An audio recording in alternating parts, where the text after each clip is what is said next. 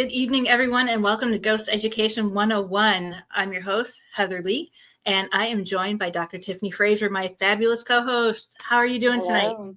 I'm great, and I'm really excited for tonight's episode. Yes, this is something both you and I have experience in, and I'm so Mhm. excited. Tonight, we are going to be talking about writing about the paranormal. We have 4 guests. 2 of them are here with us right now. The exciting thing is I have 3 fellow History Press authors joining us tonight. So it's kind of nice to talk to the same people who work for the company that I work for, writing books. So lots of fun. And before we get started, one thing I actually didn't even tell Tiffany yet. I got my contract today for my 8th book with History Press. It's going to be Haunted Texas Ghost Towns. I'm Nice. following the ghost town theme that I have. So I just signed that today, and that will be out next year, along with my Civil War Spirits of Florida coming out next year as well. Awesome. So Congratulations. thank you. Any projects you're working on before we bring everybody in that you can Oh share? man, I think I might be the only indie author here on tonight's show, which is totally fine. I don't think so. Oh, you don't think so? Okay, good. I see her in the background shaking her head. She's like, no. Awesome. I am getting ready for the holidays, so my editing has kind of taken a back seat again, but I'm hoping that early next year, book 4 in my series, my Spirit Hunter series, is going to be out. That's the goal. So I have the notes back from the editor, just working through that. And yeah, well, you'll have December off. So we're taking a break from Ghost Ed. For those who don't know, we may be on air. I'm waiting to hear back from Todd Bates. We're rescheduling him. We may have him the first week of December. After that, we will be off until January when we return with Reverend Sean Whittington. Yes. So he will be joining us again. Steve Crawford was supposed to join. He portrayed him in the Legion of Exorcists, but he can't make it because he is going to be on site filming, but we will have him later in the year. Okay. So before we take up the whole show, I guess we should bring in our guests. Awesome. Let's do it. Okay. Good evening. Welcome, Mark and Sin. How are you guys doing today? Great. How are you guys? Good. Haven't seen either one of you in forever. It's great to see you. Yeah. And as I say on my show, greetings, travelers. So welcome to this wonderful thing. I'm excited. So. Awesome. Yep. So I'm going to start off with the first question that I usually ask every guest that we have is, but it's going to be tweaked a little bit for the panel discussion today, is 1, introduce yourself. And 2, what attracted you to start writing about the paranormal? So whoever wants to go first. Ladies first. Go ahead, Sin. I actually started editing first. So I was editing other people's books, and about the second one I did, the one I was editing for said, "When are you going to write your book?" And I said, "I'm not sure." He said, "It's time. You need to write it." And I did. So I just brought out number 7, and I'm working on 8, 9, and 10 right now. Awesome. Well, I'm Mark Muncy. I'm the host of the Eerie Travels podcast and TV show. I also write for History Press and recently write for Four Horsemen. And I started many moons ago, right out of high school. I'd been into the paranormal my whole life. I had correspondence with Hans Holzer when I was like 8, and met the Warrens when I was 9, and all that. So I was pretty much just the kid who wrote all these people letters and then would show up at their house when they'd let me. And so I'd always been fascinated by it. And then I worked with the late, great Charlie Carlson. I was an intern while he was doing Weird Florida. And when he passed, I was working on the follow-up many years later. And he said, "Hey, why don't you take the ball and run with it? I'm too sick and too old." And he passed away a couple years later. And that's when Eerie Florida came out. And that was, my contribution. So. Awesome.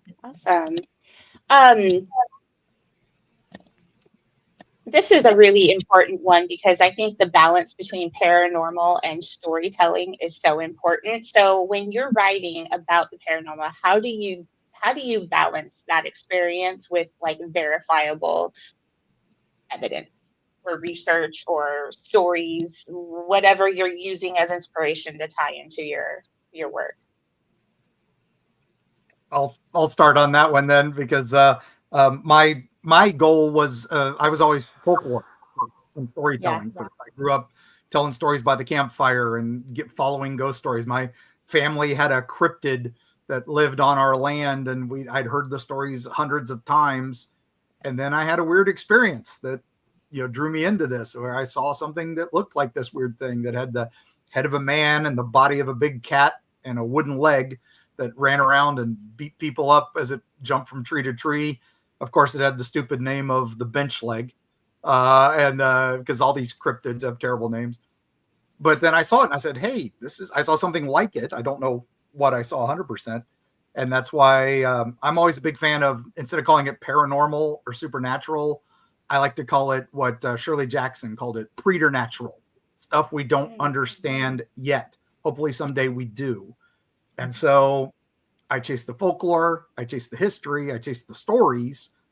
But on the way, I'll tend to find, if there's a lot of folklore about an area, guess what? There's a paranormal team in that area, or a Bigfoot hunting team, or a UFO hunting team.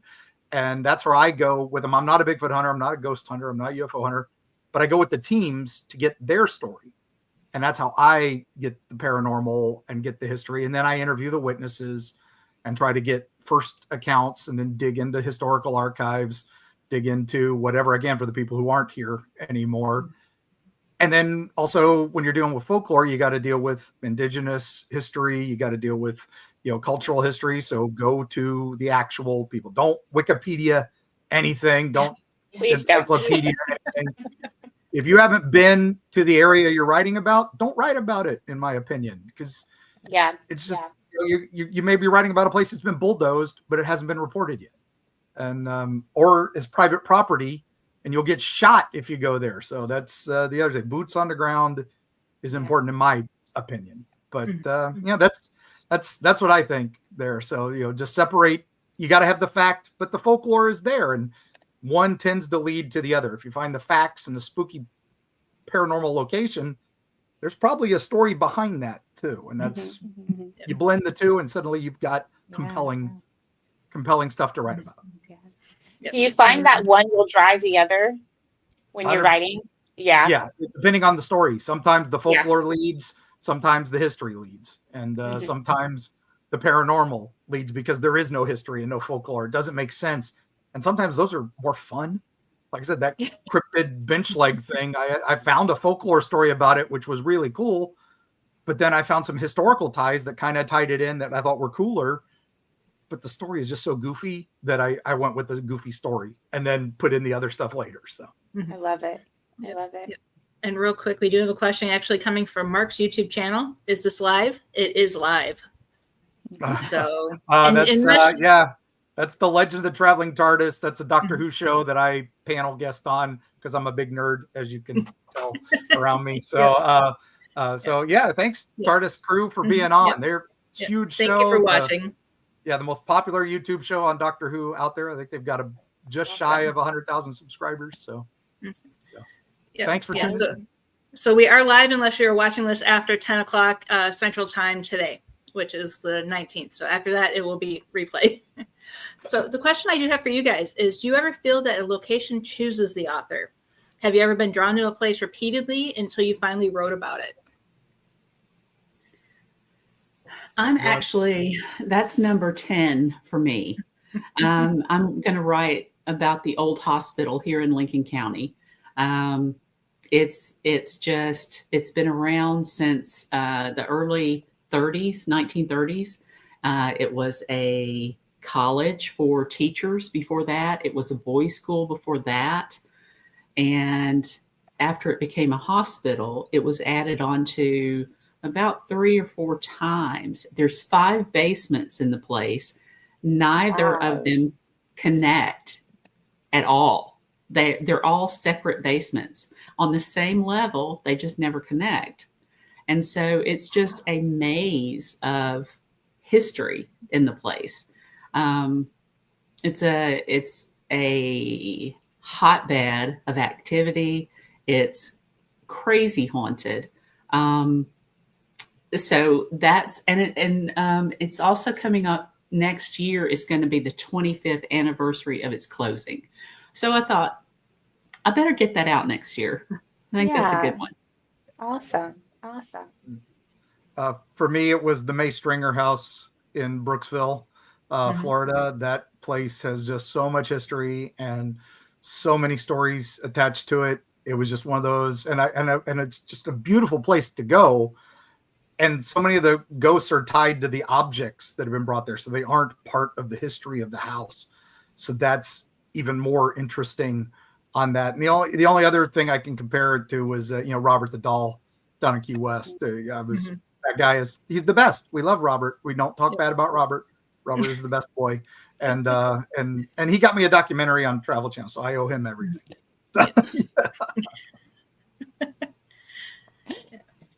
When you're writing about a real, I'm sorry, we have a question. Oh no, you're fine. It's not a question. I'm just posting. Oh, okay. Yeah. Thanks, gang. Yeah. When you're writing, real quick. Sorry. Oh, go ahead. No, it popped up just after. Robin says, "Good evening. Have you ever experienced any kind of paranormal, spooky stuff happen to you while you were typing away?" Oh yeah. Yeah, I've actually had spirits come through while I'm working on EVPs that someone sent me from an email. So they can manipulate any kind of energy to get to you. So you always need to be protected when you're working on anything paranormal, writing. You just never know what'll happen. Energy is energy. It can be anywhere, anything. For us, I got so many books and so many things around here. I had a psychic came into the house one time and said that my books are so happy to be together because I have hundreds of thousands of books over there. And so he was saying that the books are all, enjoying time with each other and all that. And the day after he left, I was sitting there typing, and 3 or 4 books literally flew off the shelf over my shoulder here and just landed on the floor beside me. And I was like, oh, that's, they're happy to let me know that they're happy, I guess. And just carefully put them back on the shelf. And that's probably the spookiest thing I've had happen here. Wow. I haven't had that happen yet. I'm so close to the books. Don't fly off the shelf. Power of words. Power of words. I know, right? When you're writing about haunted locations, how do you ensure that you're respecting the lore or the history, but at the same time, you're wanting to weave that into your story? How do you go about that? That could be a little tough, I found, for myself sometimes. So how do you guys go about that? Like I said, I go back to first source. You've got to go primary source. Got to go back to that first witness if you can. You got to go back to those first reports. You got to read the crazy newspapers. I mean, used to have to go dig in the microfiche and all that. Thank you, newspapers.com and some of those other sources now that make it a heck of a lot easier than digging through historical archives. But you still do that if you can, because they don't document everything. But also, like I said, be there. Go to the location. Don't just type, so you can actually get a feel for the place. It amazes me how many times I'll write a thing, I'll have my notes typed up, and I'll go back to a place that I haven't been since I was a kid, and it's completely changed and it's completely different. And now I'm like, oh, I have to rewrite this completely. Plus, like I said, if you're talking about anything cultural, get someone from that culture. Don't just assume. And if somebody says, hey, these strange petroglyphs mean nothing because the natives of this area didn't have a language. And my favorite, I'll name drop here, Al Goingback. If you guys know Al, he's a Bram Stoker winner. He's an amazing author. He's a medicine man of the Seminole tribe. But when I go to him with something like that, I was like, hey, they told me these petroglyphs are, natives didn't have a written language. He's like, who told you that? A white guy? So that's what you got to know. It's like, okay, we just don't understand that language. So, and that's the kind of thing you got to be so sensitive about that. And also any places like murders and dark history and all that, anything with slavery or anything, a touchy subject, talk about the victims first. Don't glorify the serial killer. Don't glorify the murderer. I mean, you got to put him in the story, but don't, take it from the victim standpoint. That's you got to. Otherwise, you're disrespecting the fallen. Mm-hmm. And I started out writing about our investigations, Elk Valley Paranormal, my group. Mm-hmm. So it was a lot of residential, old businesses that had been around forever that are still in business, just having things happen around. And, the ones that wanted to remain anonymous because they were still in business, or they didn't want Aunt Jane down the road knowing that they had told on the family history, so names had to be changed to protect the innocent, things like that. So, but that was getting firsthand knowledge of the people that lived in the places, people that worked in the places, going back through history as far as how long had it been in business, how many owners had been there, what was it before, just different things like that. So it's all of its history tied into it as much as you can. Yeah. And then, quick question: what was the defining moment in your lives that influenced you to start writing about the paranormal? Well, for me, it was that childhood incident of just my earliest memory is seeing some dark shape in the attic of our original house. Like I was like 5, and it's still with red beady eyes. It's still stuck with me.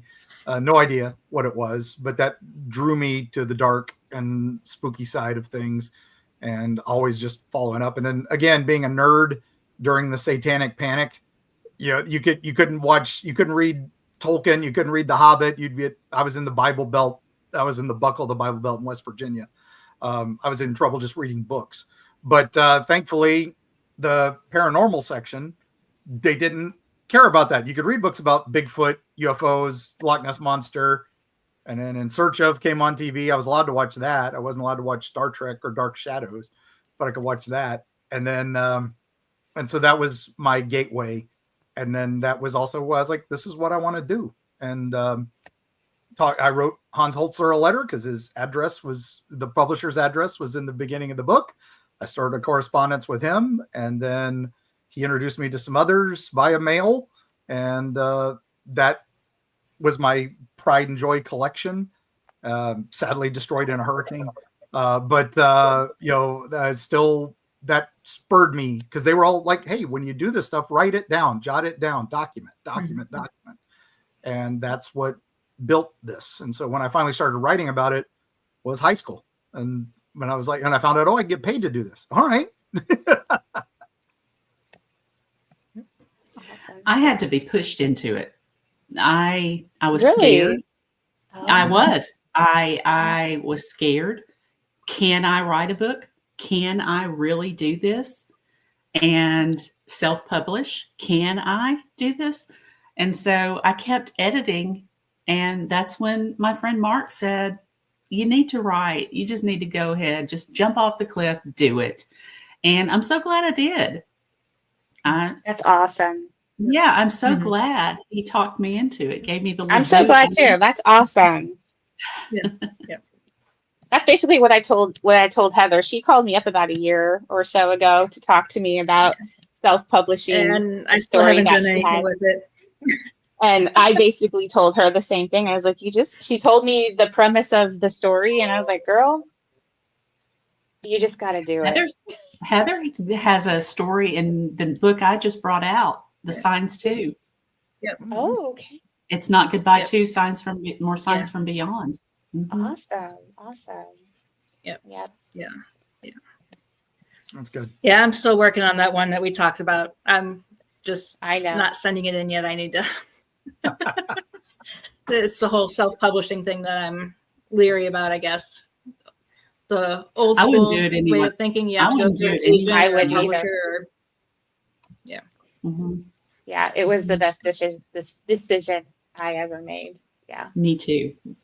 I think especially in writing certain genres like paranormal, because when you go through a publisher with certain genres, they expect certain things, and they're going to force you to change your story because that's what they think they can sell. Yeah. And if you're not willing to do that, then going indie is the way to go, because nobody can tell you how to write your story. Nobody except you has, of course you'll have an editor, but other than that, they can't be like, we don't like this plot, we need to completely change it, it doesn't make sense, or if you don't write it this way, or if this character doesn't evolve this way, then we're not going to publish it. Yeah. The exact book that I shared with you, I sent it to a publisher, they sent it back to me, and they wanted me to remove the main character. Yeah. And I'm just like, I can't, he was the narrator, it was like, no. And that's exactly what I'm talking about. Yeah, because if they're not going to publish something, and this is not to paint any publisher in bad light, it's just that they're only going to publish a book that they know they can sell and make money off of. That's because that's their business, right? So it has to follow a certain set of rules for them. But you have to be true to you.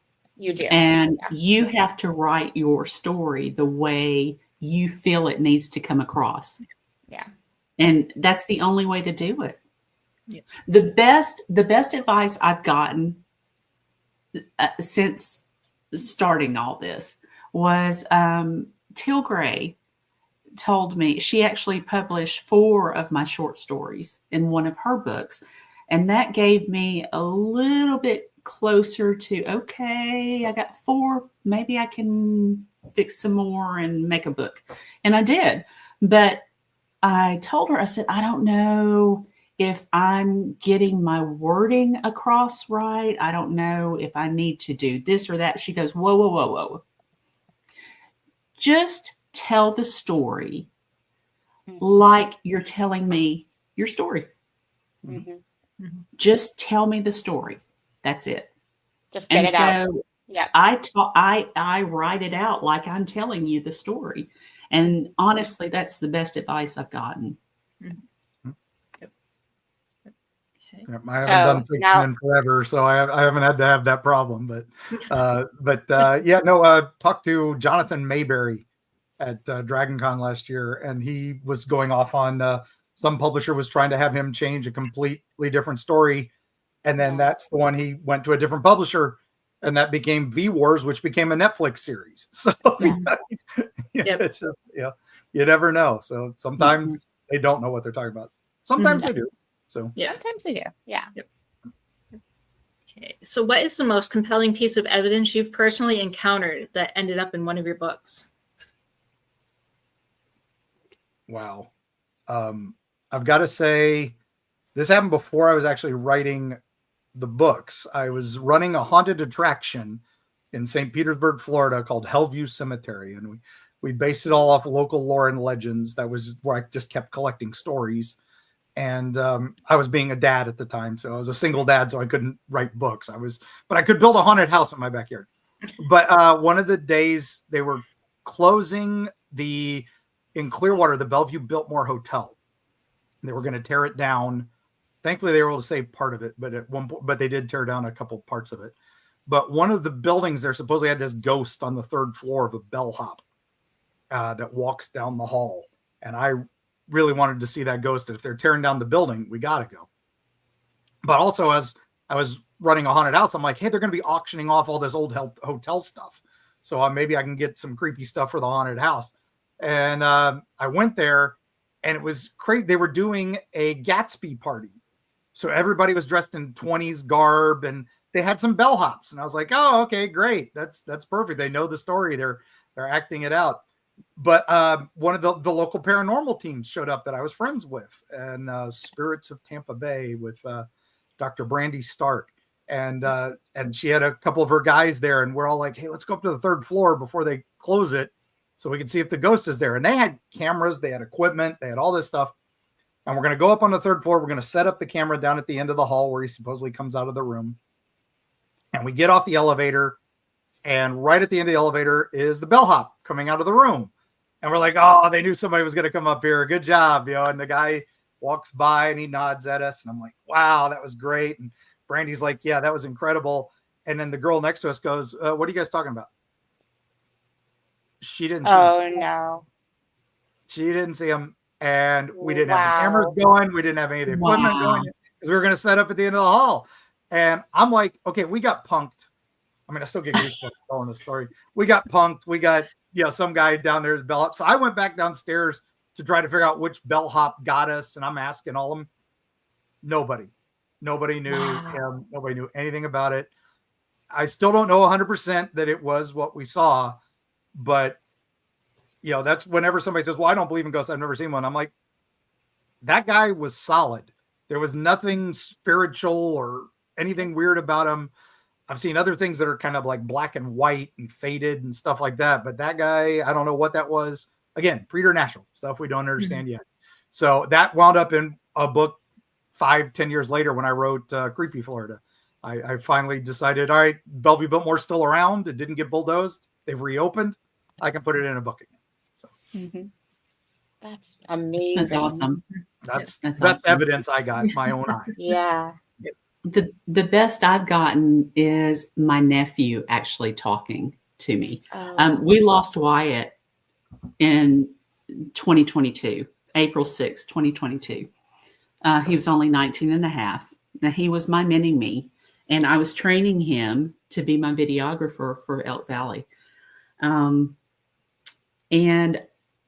after he passed, that following February, I was recording my sister telling me a story that had to have divine intervention, if not Wyatt, helping put the pieces together to make this thing happen. So while she was telling me the story, he spoke to us. We didn't hear it at the time. But when and it took me a couple of months to work up the courage to listen to the story again. They're so raw that they hurt again and again. So I had to work up the courage to listen to the story and transcribe it. So 6 minutes and 42 seconds in, I hear Wyatt say, "Did you hear that?" And he had just tapped a couple of times on something. Thing is, he had heard my co-founder so many times on investigations say, if there's anybody here that can talk to us, get as close as you can to that red dot, speak as loudly as you can, and hopefully we'll be able to hear you when we get home. And he did exactly that. So his story is in the Signs 2 book too. Mm-hmm. Yep. Yeah. Oh, I love that. And I've got that saved on everything. Oh, yeah. Yeah. Everything. Yep. Everywhere. Yep. Yeah. Mm-hmm. Yeah. Yep. Yeah. I know my most compelling was actually one of my first experiences. And even though my next book next year is about Florida Civil War ghosts, I do talk about in the introduction about my experience in Gettysburg. So that's kind of, and then of course in Sin's book, I talk about my interactions with my grandfather. That kind of launched me on the path that I'm on. Yeah. It's a great story. Thank you. Mm-hmm. So, okay. Robin has a quick question, and I haven't tried this, but have any of you had any luck accessing information from the government FOIA? When she does it, she gets no response. I've heard that happen a lot. It is very hit or miss. You have to learn how to word it properly. Like certain things. One of the things we've been researching is what they call where it's like a panther sighting in an area where there shouldn't be any panthers. We've been doing that up here in the Smoky Mountains, a little further north, where there shouldn't be any things but bobcats and and mountain lions and stuff like that. But they're not. We're seeing a lot of stories about black cats and panthers and maybe even like Florida panthers way up here. Mm-hmm. And if you ask Freedom of Information Act about it, they go, nope, don't know what you're talking about.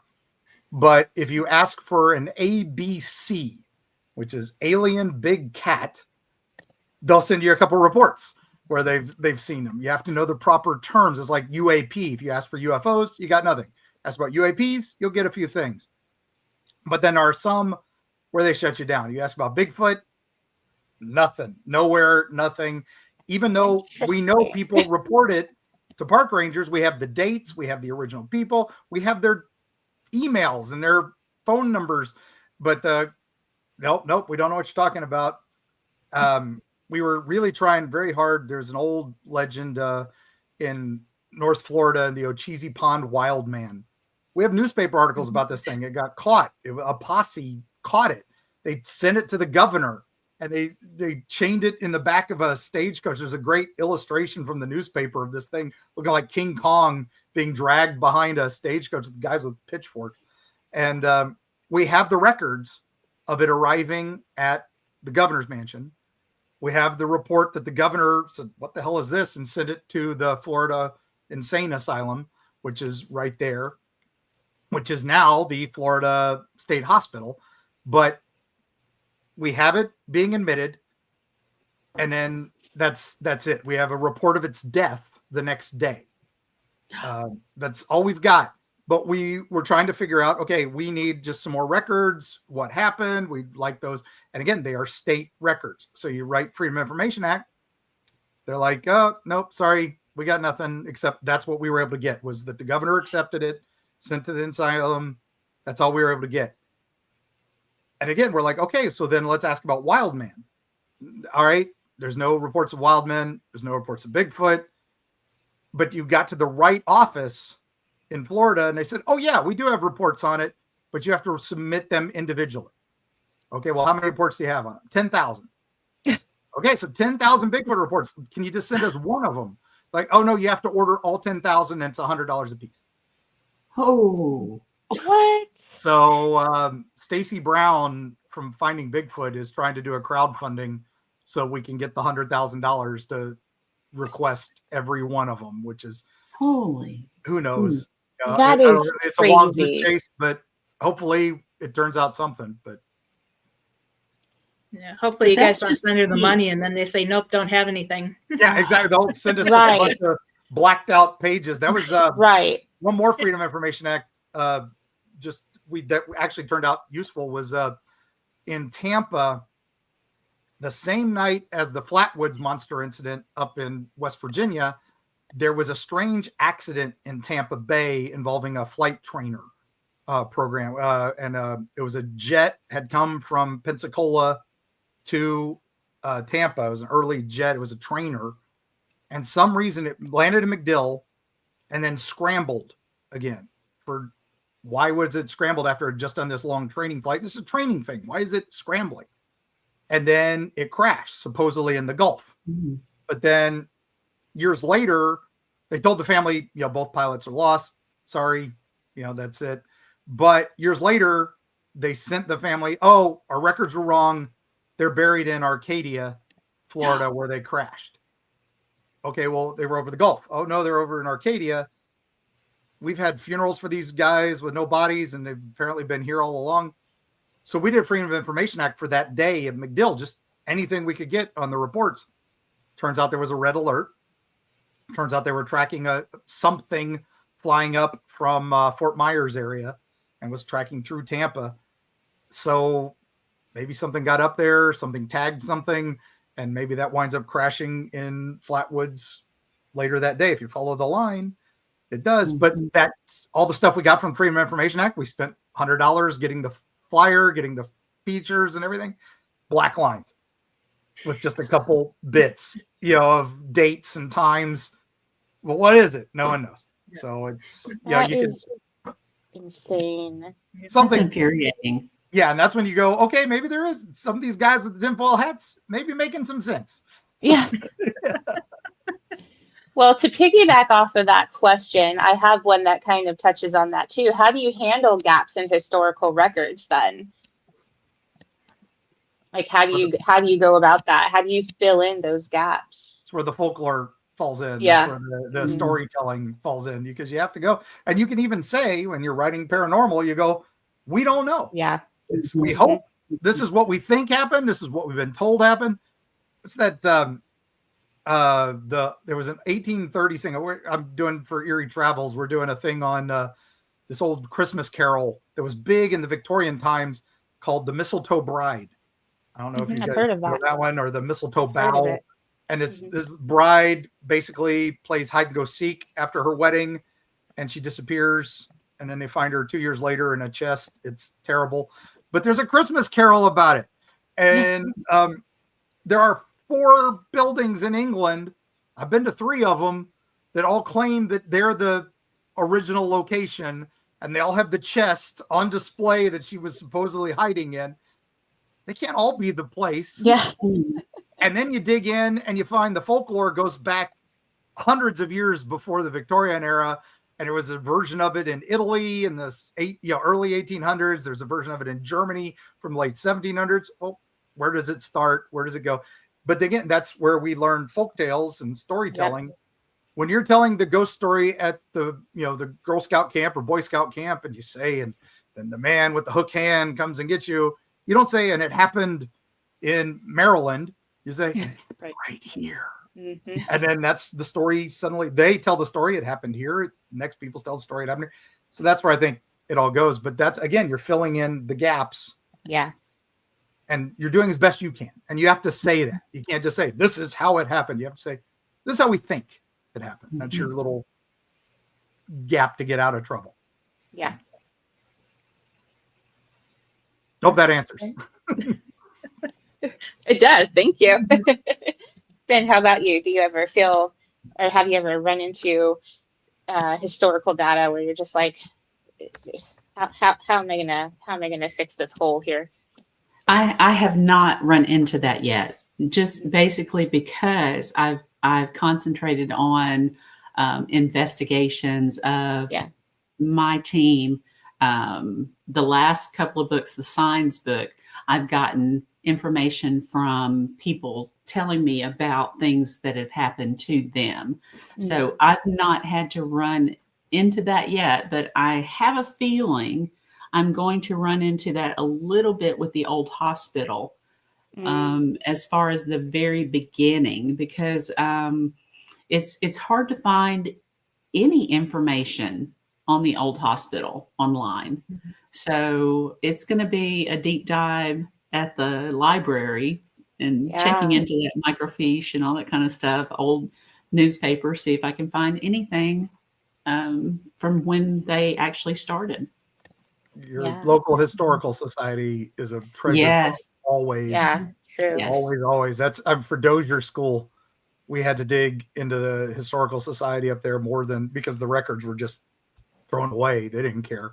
And, that's just the way it is sometimes. I know from my current book, it's fiction, but my editor, I was like, is this okay? And she's like, absolutely. I wrote a character into the very end of the book.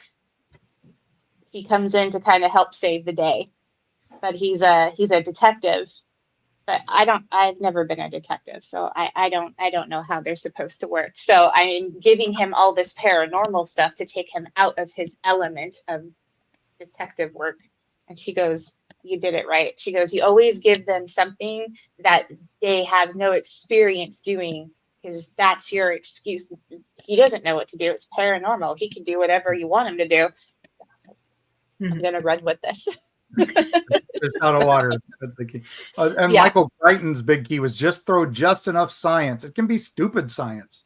Yeah. Science in Jurassic Park does not work. It's junk science. Yeah. But everybody thinks, oh, I'm so smart. I figured this out. And I feel smart with this.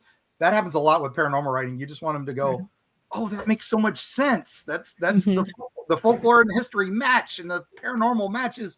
I feel smart. And that's how the TV shows make them feel, honestly, it's remember, reality and television are two different things, gang. Yeah. Yep. So earlier we were talking about like writing from the victim standpoint and making sure that we're sensitive. So one question I did have is, have you ever encountered a story that's too sensitive, too personal, or ethically complicated to publish? And did you or did you not publish it? I can safely say yes. When I was writing about Dozier, the Dozier School, that was just coming to light how terrible it was. And there's some stories there that we just could not print at all. And History Press was God bless them. They were like, which ones do you want to put in, which ones you don't? And I'm like, yep, exactly. There's some that aren't going to make the cut. That they were like, well, why don't you write about this? I'm like, nope, that one I can't. And and that place is just terrifying. And still, we're uncovering more and more about that. Dr. Kimmerly from USF is still doing investigations of that. She's been doing that for 15 years, and we keep uncovering more and more dark stuff. So there were bits there that just, nope, sorry, can't write about them.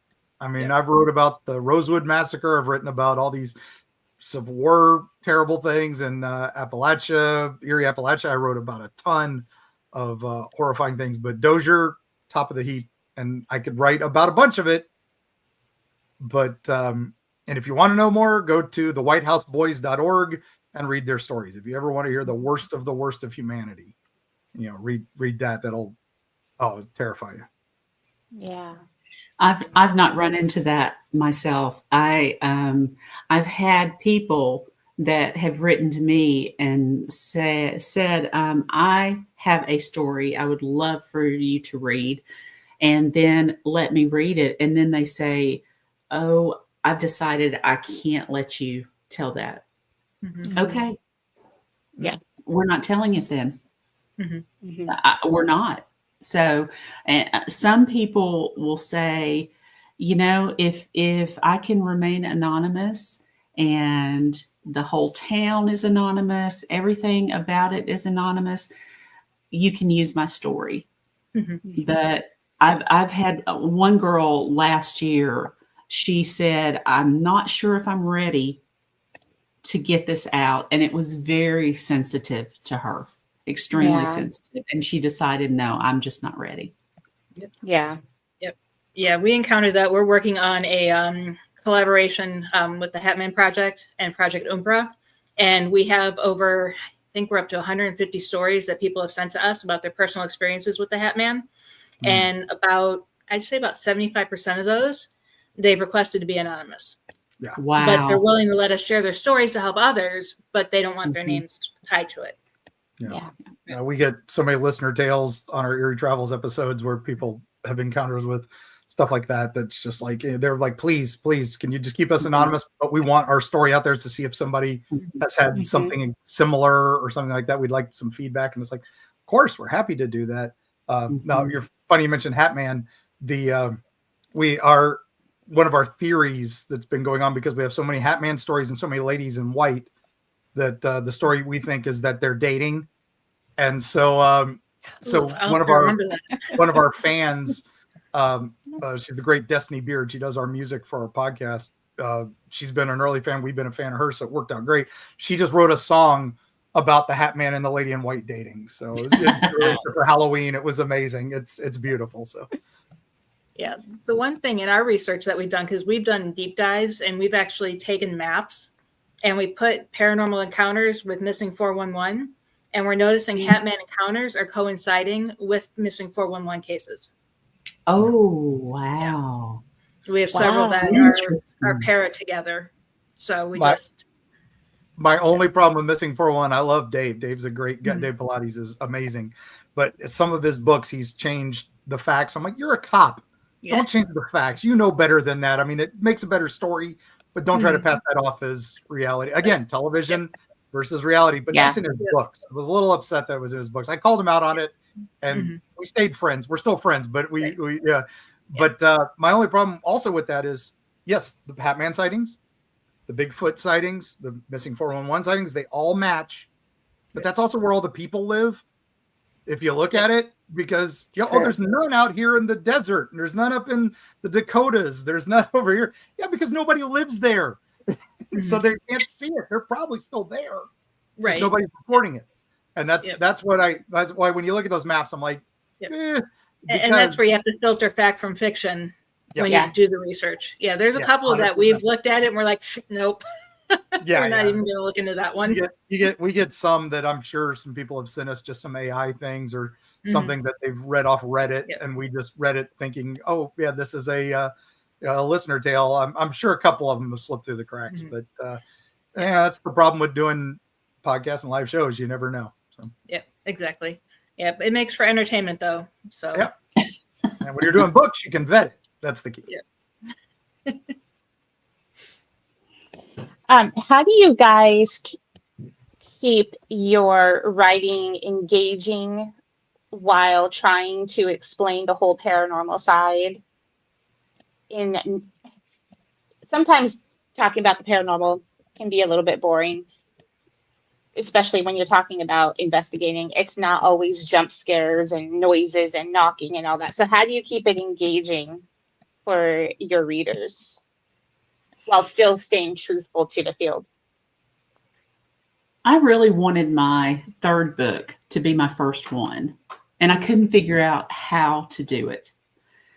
It was about all of the voices I had caught, because I love audio. I love the audio. I love finding the EVPs, and Elk Valley Paranormal, EVP for short. So it was just, I'm just an audio person, but it took me a couple of years to get it up and running. And when I finally wrote that third book, I fixed it. So it's all about the electronic voices I have found during my investigations, and from funny to menacing to, just downright hysterical. There was one, this little old man told me, "I've got better things to do than to follow you around all night," that kind of thing.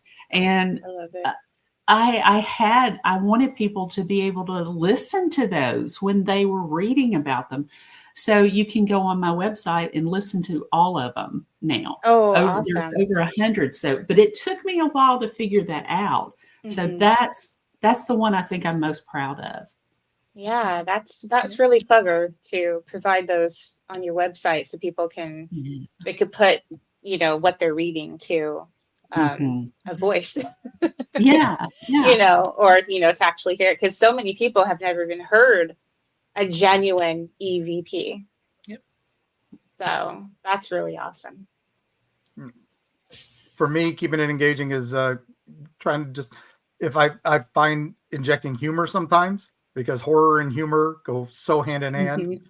Because you always, after you're scared, you start laughing. Sometimes when you realize I've survived.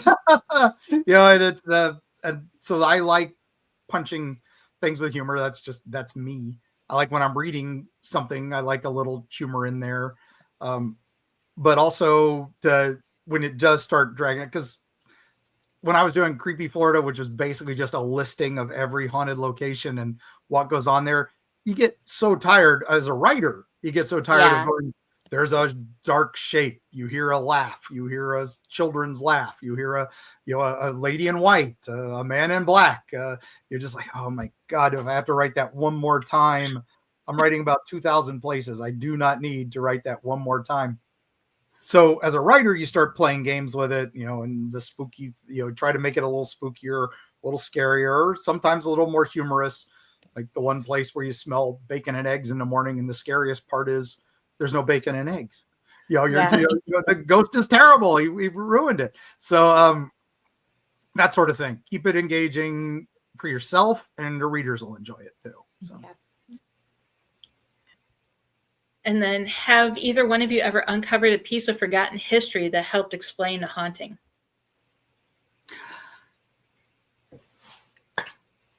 At Hellsbar Dam, that's in Guild, Tennessee. It was built before the Nickajack Dam was built. It supposedly is cursed by Native Americans because the white man came in and demolished their land. And they tried to move as many of the graves as they could. The ones that they couldn't get in contact with, they couldn't do anything about. So they flooded what was left. You can still see some of the tombstones sticking up out of the water. But we were actually asked to help with a public hunt. And my friend and I were sitting in the crossroads. We were explaining how we caught EVPs, what we did, how we caught the different voices, and how we went through analyzing and that kind of thing. We had been through 2 groups. We were waiting for a couple more to come through, and Matthew had taken a break and gone outside. I stayed in the crossroads, and going through my audio, trying to see if I heard anything. And he came back in just a few minutes and said, "Sin, are you okay?" "I'm fine. Are you okay?" He goes, "You need to come over here." And he was just standing 15 feet away on the other side of the crossroads. And I got up and walked over. He said, "Turn around." My chair was engulfed in this red fog. I didn't know I was sitting in it, had no idea, but you could look at it, and we watched it just kind of go backwards, and we followed it until it dissipated. It was not there. So one of the things we got that night was a strange sing-song chant kind of thing. Couldn't figure it out. I asked everybody. I asked military people because it sounded almost like a military cadence. Nobody knew anything about it. Couldn't figure it out. 3 or 4 years later, I'm talking to Mark Elliott Fultz on the phone. He's the one that does the covers of my books. He was the one I was editing for before I started writing my own. And we were talking about going back to Hell's Bar to do some experiments. And I said, there's still that EVP I can't figure out. And he said, "Send it to me." And I did. He called me immediately. He said, "Those are the Indians I'm telling you about. Those are those native Indians, the ones long ago. They were very short. They had like pie-shaped faces. They had black and white paint on their faces, a little bit of red. But they're there if there's a red fog. They're starting to manifest." And I was like, "Oh my God." I had not told him anything about the red fog. Wow. So that was an amazing, oh my gosh, that was awesome. Yeah. Very nice. Very nice. For us, it was, there's a Cow Prairie Cemetery in the middle of Florida. They were going to bulldoze it to build a gas station for the villages. And we were there to document it. And I started looking into the history, and I'm like, I think this is a little older than they thought, because they knew they had some Civil War graves there, and they were going to move them over to the Florida National Cemetery, not too far from there. And the whole stink about the Florida National Cemetery was the native tribes, the Seminole tribe, said that they had burial grounds there. And they're like, "Oh, no, it's on the other side of the National Cemetery. We'll stop where the native burial grounds are." And the Seminole were like, "It's more by the Dade battlefield, which is not too far from Cow Prairie Cemetery." And they were like, no, we've done historical dives. Sorry, you guys are mistaken. It's their history. They know. Yeah. The Cherokee, they know, and the Seminole know, and all these tribes know, whatever. But and they're like, "Oh, we built the interstate right through there." And they surveyed and never saw anything. Yeah, that was in the 50s. They didn't care about that stuff then. They were building an interstate. That's all they cared about. Build the interstate system. So we got there, and I was there because there's ghost stories about that cemetery. I wanted to know, but there's supposedly a pioneer stuff there. It's an old pioneer cemetery that Civil War guys were buried in, later. So that makes sense. But we knew it was bigger than the little cemetery, but we couldn't prove it because there's only so many documented burials there. But we know it's bigger. So we finally got ground penetrating radar out there. Sure enough, there's graves beyond the fencing. And then a little further, we find graves of seated graves, native graves. So it is a burial ground. And we were like, okay, they were right. And it goes right up to the edge of the interstate. So it's obviously under the interstate. They just didn't tell anybody that they found it and everything. But that's where we were able to save that cemetery, because now it's, part of the Seminole tribe's land now, and they can't build a gas station for the villages there. Right. And they're also exploring it and trying to document more of the other graves. We think there's even some early post-Revolutionary War settlers there, some very early, Florida settlements from the European standpoint, but we don't know how big or how old that is. So we think Tocabega might even be there, some of the early Florida tribes. Who knows? No. So Yeah. Wow. Question from Robin. This is open to anyone. Would you ever consider writing a children's book? I have. Some I people say all my would. books are children's books. I think most of that would be illustration. That's my point. I have 5 that I wrote 15 years ago, and I read at my son's school. However, Aw. I didn't have anybody to illustrate them, so they got shelved, and because no publisher would take them without the illustrations. And Right. Yeah. I took an art class in college, and my professor told me he gave me an A because I showed up every day and tried, but to never take another one of his classes again. So Oh it my goes to show that goodness. I can't do it. Oh So yeah, Oh. so if anyone wants to help illustrate, reach out to me. But yeah, I have, and then I know History Press turned 2 of my books.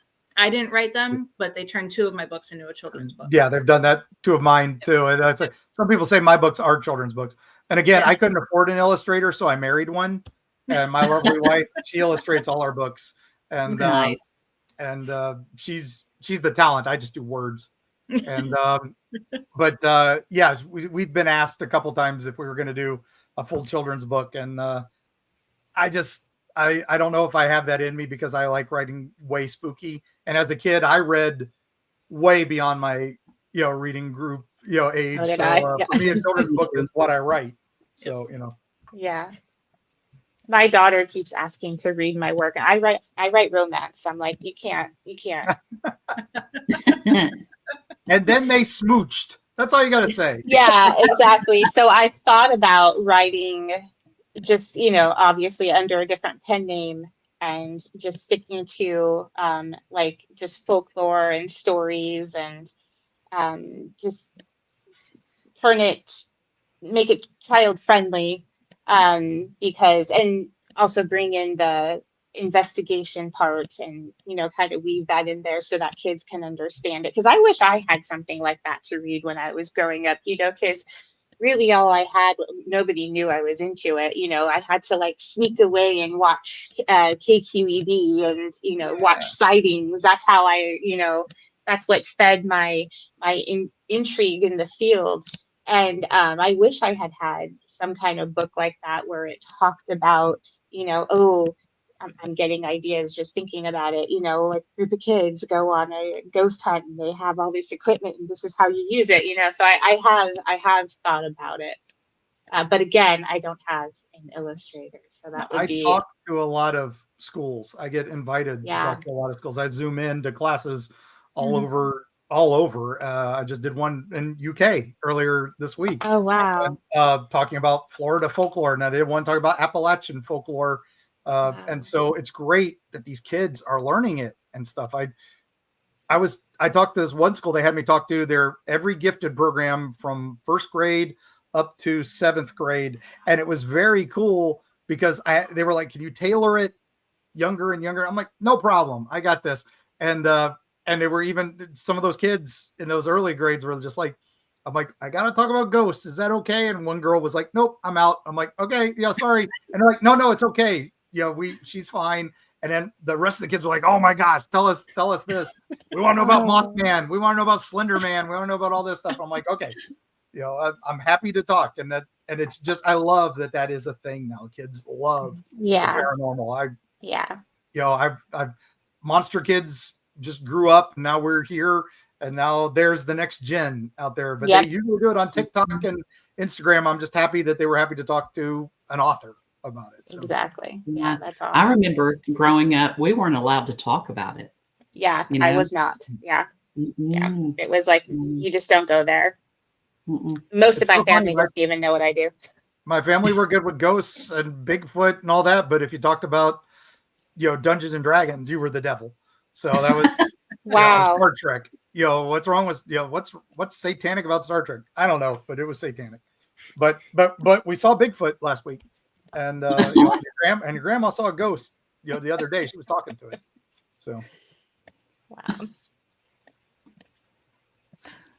Wow. What's your process for? Oops, that is not the question I wanted to ask. Sorry. Hold on.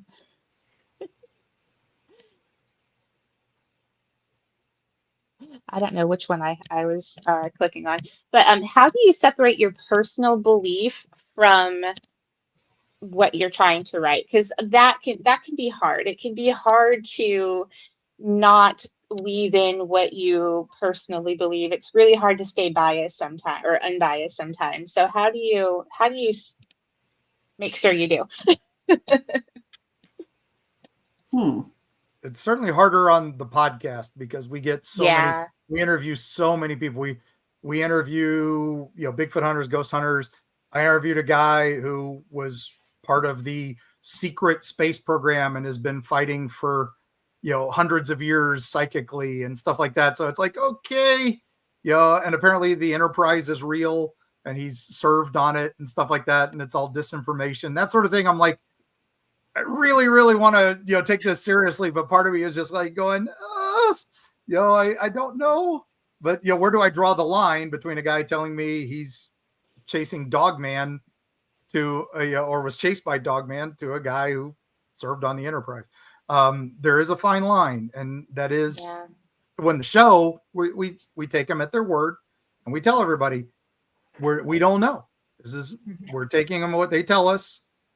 We're not vetting it. We're just taking it as it is. Now, as for the books and stuff, when I'm writing, there's some things that I have to write about that are completely against what I personally believe, but I have to tune it out to report it. I kind of take it from a journalism standpoint. I'm trying to remain unbiased and all that. And that's definitely something as a writer I recommend is don't talk politics. You're a writer. Yeah. Don't put politics in your book. You're cutting off half your audience no matter which way you go. Exactly. And if you're like me and you hate both parties, you're going to cut everybody out. So, don't put it in your books unless you're writing a political book. And, that's History Press. The only books that are their best sellers that aren't written by politicians are us, the ghost writers, the paranormal writers. And they will tell you that. And that's because they're not political. And that's so that's my only advice on that. If you have a problem, write about something political, just don't write it. Skip that story, skip that thing. If there's something you don't like in your religion, you don't have to write about it. You can turn off this show.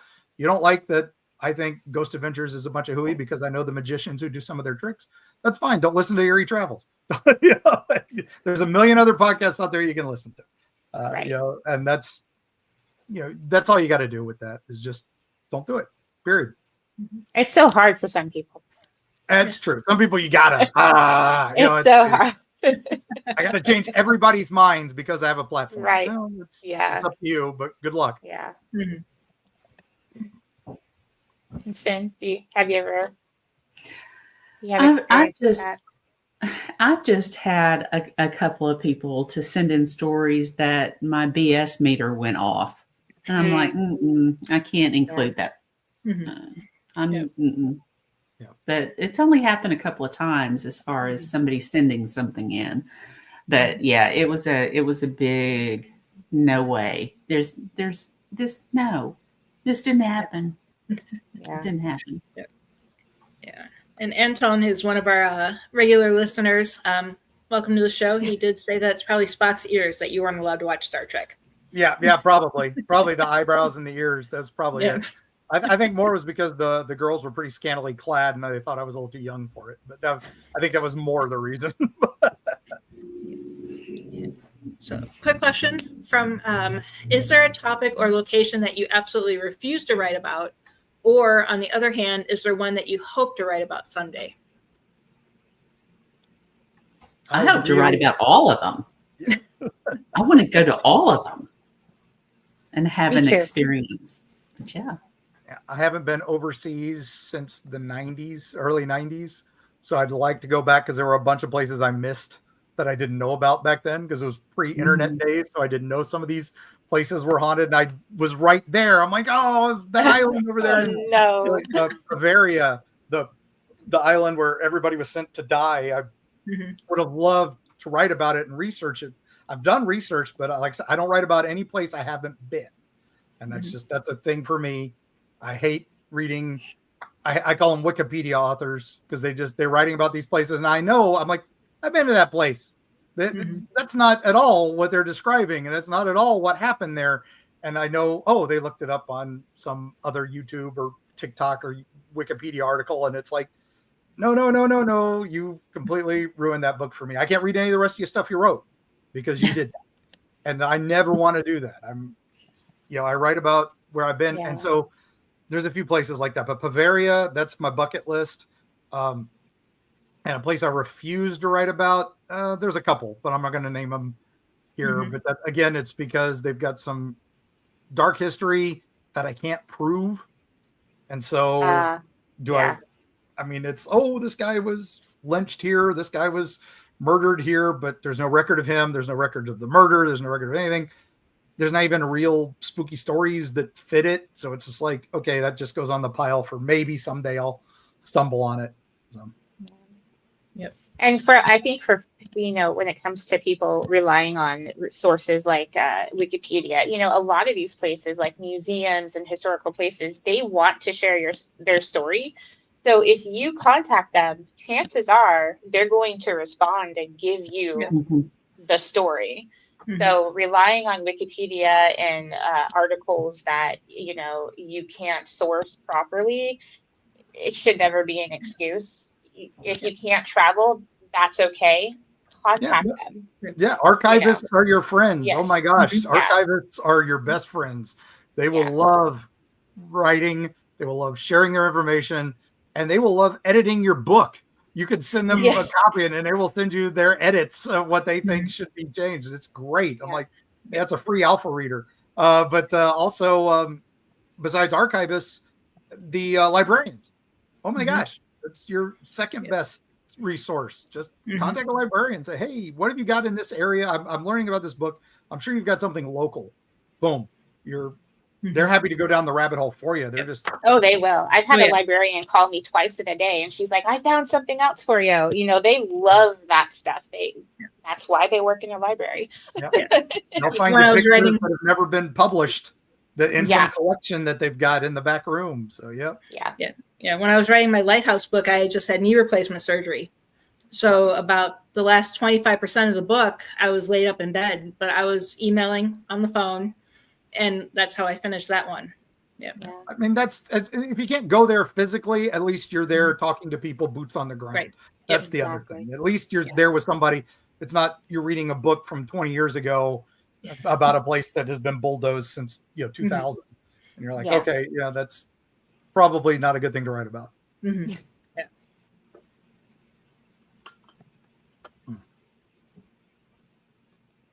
Heather, did you have one? I'm looking at my list. Yeah, I still have a long list. I know we're not going to get to them, so I'm trying to pinpoint which ones to. Robin just asked, could AI help? No, I would not recommend it for historical research. I really would. You might get lucky with a few things, but it is not reliable in that sense. And I'm old school, and that's just my personal opinion. It can lead you down the wrong rabbit hole every time because it'll get a name confused. It'll get a date confused.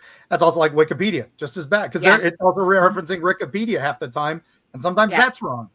It's if you're trying to write paranormal history, paranormal fiction, I still don't like it, but I understand the tool. Could be of help to people who don't have other ways to do it. But I mean, you might as well just grab something. I love this. A friend of mine recommended is the Cthulhu cards or just some story generating cards. They're just as useful as freaking AI. Just grab a random card, say, oh, it's a setting. There's a setting. I'll do a writing exercise there. Writing exercise books. Those work too. They can make your brain do some connections you didn't think about. But there's AI it's a tool. But just remember, it needs a lot of help. It does early days. Yeah. Someday, 20 years from now, it could be something completely. Mark 20 years ago would have told you internet was useless. Because it was just coming out, and it was AOL. Everybody said, I had so many teachers say, don't rely on the internet. It's going to go away. Yeah. It's a bad. But now I'm also like, don't listen to TikTok. Because people reading AI and AI making AI, and it's like, okay, we're going down rabbit holes that aren't real. But that's also when you're doing folklore, like I said, there's 5 mansions that say the Mistletoe Bride are there. That's Wikipedia is going to tell you which ones they think it is, and then AI is going to tell you, okay, this one's it. And again, it's probably none of that's true. But yeah, so that's the problem with that. And then she asked, could AI help in writing your books? Again, it's a tool. So the only thing I would say it could possibly help with is an outline, but you're putting in the information. You're putting in the details and say, I need an outline. This part, these details go to chapter 1. How am I going to organize it? That's the only way I would even recommend using AI for writing any kind of book. It's a tool. It is not going to, it should not be doing it for you. It's a tool. Exactly.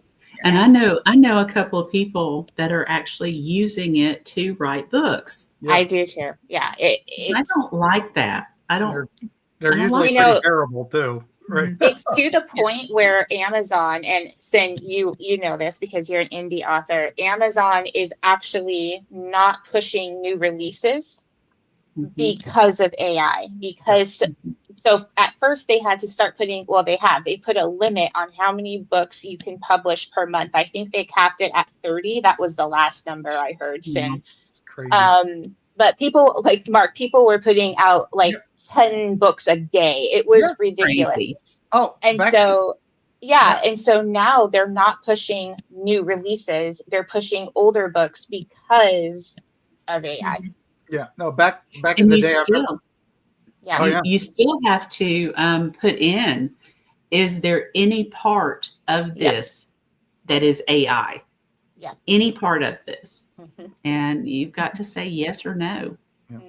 And there was the only thing I suggest AI for is making your playlist that you write to, because they can recommend some good things.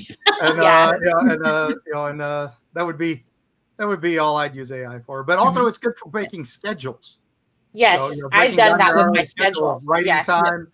It's also good for recipes for snacks while you're eating. While you're writing. There's a place for everything. There's a place for everything, but it should not replace your creativity. No. Right. If you choose to be a writer, then you're a writer. Yep. Exactly. Exactly. I mean, and everybody's afraid AI is going to destroy careers for writers and stuff like that. It's going to be tough, but also there are people who still do blacksmithing. There are people who still blow glass. There are people who still knit chainmail. And niche, there's people who still do oil painting, even those digital art. There's always going to be the need for the human touch and the human creativity. It's never going to completely go away. But that said, it's going to interfere. I mean, I remember my artist friends were freaking out when digital art became a thing. That's not real art. I had some animator friends who were like, well, 3D computer animation isn't going to replace what I do. Guess what? They're both now work for Amazon as drivers. But they still do that on the side. They still draw things and all that, but they had to change their career paths. And so that may happen for us writers. I hope not, but it's on the wall. The genie is out of the bottle. So 100 books a day. I could see that easily from some AI machine. It's changed the way we have to market because I mean, Sin, I kind of left the whole author world in terms of like following stuff because it was just too much. As you know, it can just be so overwhelming sometimes. And now I'm dipping my toe back into it, because I'm getting ready to hopefully release a book soon. So I need to know what's happening. And people are kind of freaking out because they're like, well, we can't rely on Amazon because there are people who 2-3 years ago, like they were making a full living income off of Amazon and now they're not. Simply because it's impossible to market over there now. So it's changed the whole dynamic in how we go about marketing and where are we going to offer our books and things like that. So, it's there's what is it? Gary Vee, he's always said innovate or die. And so, you just have to kind of roll with it and say, okay, well, I'm still a creator. I'm still an author. How am I going to work with what is happening in the world? And you will see that the people who don't mark, who are not willing to do that, they're the ones who are kind of weeded out. But the ones who do, who find a way to kind of work with what's happening in technology, are the ones who are able to still kind of move on and move forward with it. I mean, So, we've watched that for generations. The vaudeville actors got killed by silent movies. Silent movies got killed by the talkies. Talkies got killed by the color. Color got killed by TV. But there's still people making silent movies, still people making color movies, still people making TV. It just evolves, and that's you just gotta adapt or die, like you said. It sucks, but that's the way it is. Yeah, and slowly people are recognizing all of this, because prior to my having to go work full time out of the house, I was a freelance writer. I wrote blogs for people. I did content. AI came out over a 6-month period. I went from making $100 an hour to enough to sustain a full-time income to nothing. And I was like, crap, what am I going to do? But now I have my clients reaching back out to me saying, hey, I know we used AI, but can you edit what we've written on AI now? So now I've like transformed from writing AI can't edit to editing for them. Triple dash everywhere. They're slowly coming back. No, and we're still in the early days of AI. It's going to get better, gang, and it is. Yes, it will. It will start doing better things, and we just have to get smarter. You all and not get lazy. I'm sure you got that letter saying History Press is selling our books to a vetted AI company for training. And if you don't want to, sign this form, but it's probably already stolen and out there. And then that whole lawsuit that I forget what company settled, New York Times was part of that. And you went to their site, you put your name in. Sure enough, 5 of my books were on there, and I signed the settlement. We'll see. And well, it's coming no matter what you do. So I got that letter and I was like, what the heck, is already out there, so I might as well get compensated for it. I'll take that money. Okay, so quick question. What is your favorite underrated haunted location that you feel deserves more attention? Oh man, there are so many good ones there. So many good ones. I highly recommend picking up Dark Side of the Smoky Mountains, available from fine retailers anywhere. It is full of underrated haunted locations. No, there are so many. I love holler stories, or where it's the little Meemaw Peepaw stories deep in the hollers. When we did Erie, Appalachia, it was 2020, and we did the whole Appalachian Trail, and we drove most of it, but we walked a good portions of it, and we would talk to these families that had these stories that were so creepy and so unusual. Cryptids, like Mothmans that haven't popped, right? Just weird things. Like the one, my family bench leg story, is just one of those great stories. There's an area. The problem is it's technically private property still. It's in Olive Hill, Kentucky. It's called the Mushroom Mines. And it was a limestone quarry, limestone mines just dug right into the mountain. 2 miles of tunnels going down under these mountains and they bumped into the Mammoth Cave system when they got deep enough. And talk about like Moria from Lord of the Rings, right? You couldn't get more like that. Wow. And then it closed when the railroad tracks moved away and they didn't need limestone anymore. So it became a place where they grew mushrooms in the 50s and 60s, because look, it's dark, it's dank, and it's giant because it was built for semis to drive through these 2 miles of tunnels, and incredible and super spooky. And there's cult activity there from the 70s. There are murders that happen there. It's became like a place for kids to go and camp in the night, to go down to the lake that's in there, and all these other places. Crazy stories, creatures, everything you could want, ghosts, all the stuff. And the company that owns it is trying to sell it to make it a like an underground place, like where they do the caverns, where they have concerts and they have events, because it's perfect for it. It's not a safe place to go because they've had collapses down there, especially the deeper parts. But the early parts of it, you can go up to. You can walk up to it. You can walk in that first little bit, because that's technically public property. You just can't go deep in. And my hope is that somebody picks it up, kind of like the Conjuring House or some other house like that where they pick it up and make it a public accessible explore. Let's document it. Let's make it safe. Let's close off the areas where there's pits and where they cave collapses and all that. I would love that place to get some love because it's epic. It's mythic. And you go in there, every hair on your arm is standing up saying, get out. And I want to know why. Yeah. So besides the murders and the cult activity, there's something else going on. Come on. Right. Okay. How about you, Sin? The only place I can think of that it's actually not being talked about, and I wonder if there's anything to it. A friend of mine pointed it out to me. The area around Huntsville, Alabama, on the mountains surrounding Huntsville, there are pyramid-shaped points. Oh, I didn't know that. Different mountain areas. Some strange things have happened around them. People missing, just strange happenings.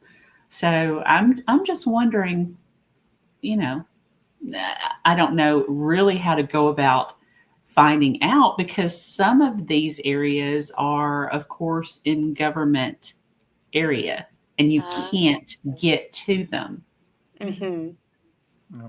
So I guess, conspiracy theory here. Yep. I would like to be involved in that. I think you and Heather have to go out there and start interviewing some people. Yep. What a great idea.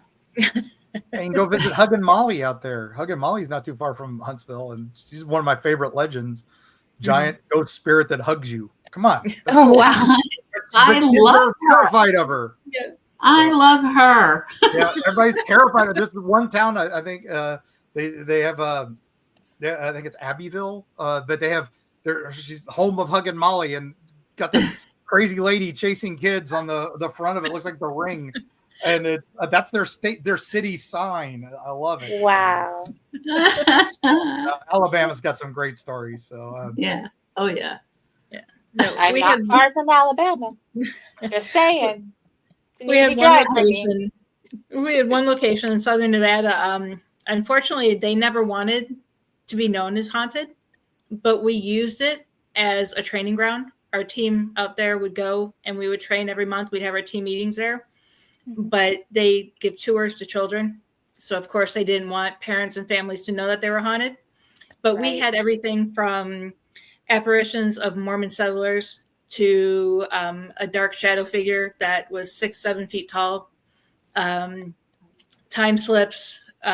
It's just tons of stuff. And we actually captured, it's an EVP, and we had the digital voice recorder was at least 6 to 8 feet away from any investigator. And it was in a dinosaur themed room with bones and eggs and fossils and a whole bunch of stuff. And we actually captured what can only be explained as a dinosaur growl. nice. Oh, It was a weird guttural growl howl thing, and nobody was. So it's like, oh, it was your stomach. Well, no, it was too far away to pick up a stomach. It's not like I was holding it here. But yeah, it's so interesting. The history of the location used to be an old Mormon settlement, so you have that history. And we even had EVPs. We asked, like, who's the current president? And we actually got Warren Jeffs as an EVP. And, the other investigators was like, oh, no, that's not the president. I'm like, well, knowing the history location, I'm like, this used to be, up until, it was a recent Mormon settlement. So it was a new building. Yeah. I'm like, I go, as far as the Mormons knew, Warren and Rulon were the president of the United States. Yeah. Wow. So, That was what they were so, trying. but yeah. That's why history is so important in paranormal investigations. Mhm. We were Yep. the May Stringer house. We were in there and they kept getting Murphy, these things about Murphy. And there's no Murphy family in the May Stringer house. The Mays, the Stringers, and maybe some of these artifacts. I'm like, yeah, we're in the military room. And they're like, what? I'm like, you see all this World War II stuff? They're like, yeah. And I'm like, Camp Murphy was where everybody in Florida trained before they went overseas. And it's where all this stuff is from. And none of them, the paranormal team, have been there 100 times and had no idea. Wow. Get a historian, get a folklore person into your ghost hunting teams. They will help. Yeah. And I've always been a big person. I say research the location before you go. But so many paranormal researchers are like, no, because I want to go in blind. I don't want to know anything to influence it. I'm like, well, you can go in blind, but I'm going in knowing the history 100% because that has helped on so many investigations, knowing what the property was, 10, 20, 30 years ago. Let your psychics go in blind, but somebody needs to know their stuff. Yes. Yeah, we always have at least 2 people on our team who have done extensive research before we go in. Any place you go, especially private homes and stuff like that. We get a lot of emails that we can't put on the show. I can't put in a book, but because I've been Mr. Erie, Florida for a decade and a half now, people send me emails saying, hey, I got a problem. I need somebody to look into this. Private places that we can never publish. We got a place that's rivals Skinwalker Ranch as far as I'm concerned. It's in Ocala. It's got big footprints. It's got ghosts. It's got people waking up in the middle of the night and seeing time slips again. And they're seeing themselves outside and clones, doppelgangers, and everything you can possibly imagine. We can't talk about it. We can't put anywhere near it because it's where they train $1 million horses and they get jockeys from all over the world. That's the reason they were having us investigate. It's because some of these jockeys were reporting weird stuff and they needed it documented. And but if that ever comes out, they're going to lose everything. So but then there's the opposite where some of these hotels and places like Casadega never wanted anything bad or ghosts or anything for forever, but then Ghost Adventures, Ghost Brothers, Ghost Hunters becomes the top television shows, and suddenly they're like, oh yeah, the ghosts were here all the time, we just had them locked in this hotel room. You're spending money, come on in, we like money. And that's happening too, because now every town has a ghost tour. Every town has that. But you also got to watch out for the big companies that come into these towns and find your local ghost tour. The chains are fine, but just remember, again, reality versus entertainment. They're going to tell you ghost stories that, oh, this takes place in Savannah, but we're going to tell it to you in St. Augustine. This place in Key West, but we're going to tell you in Orlando. But if you get the local tours with the local hosts, the local experts, usually history press authors, a lot of them are ghost tour hosts. And they'll give you the good stories. They'll give you the local stories. They'll give you the real stuff. And that's what you want. Yeah, those big companies don't like when I go on their tours because I still go on the tours just to see what's going on. You want to see if they got something. And I'm sitting there like, nope, that's not true. That's not true. My daughter, oh my gosh. So when I first joined Georgia Paranormal, we were investigating a place not too far from here, and I decided to take the family down there because it's a really cool property. So the next weekend I took the whole family down and we did like the whole tour just to give the kids kind of a taste of, a piece of Southern history and everything, because they've never been to like a big old estate and mansion and stuff. And it was really cool for them. And so we're doing the tour and the lady's talking about the Civil War. And my daughter looks at her and she goes, that date's wrong. That's not when it happened. And she ignored her. And so I go, she's right. Yeah. This was a lady giving the tour. And I'm like, I look at my husband. I was like, okay, maybe we should go. Because I was like, this isn't good. This isn't good. I don't want to hear anything else that you have to say. You talk as a writer, as a podcast host, as when you're on the documentaries, you have expert tattooed on your forehead when you're talking, when you're writing. And the minute you say something wrong, that gets wiped off your forehead, and they will never listen to another thing you say. They'll never look at another book you write. They'll never, like we said, you just misspoke. You may have. I have that problem every week. I have epilepsy brain, so I have a little bit of leeway when it comes to making new memories, I have problems with that. I can't remember people's names. I can't remember where I met them. I try my best, but I can remember old stuff. Yeah. But that's so I'm good at that. But then I'll get dates confused and all that. But I'll say, And that's okay. We all do. then. Yeah, I But think admit it's to around it. then and all that. But if you're passing yourself off as an expert, you better have it 100% right.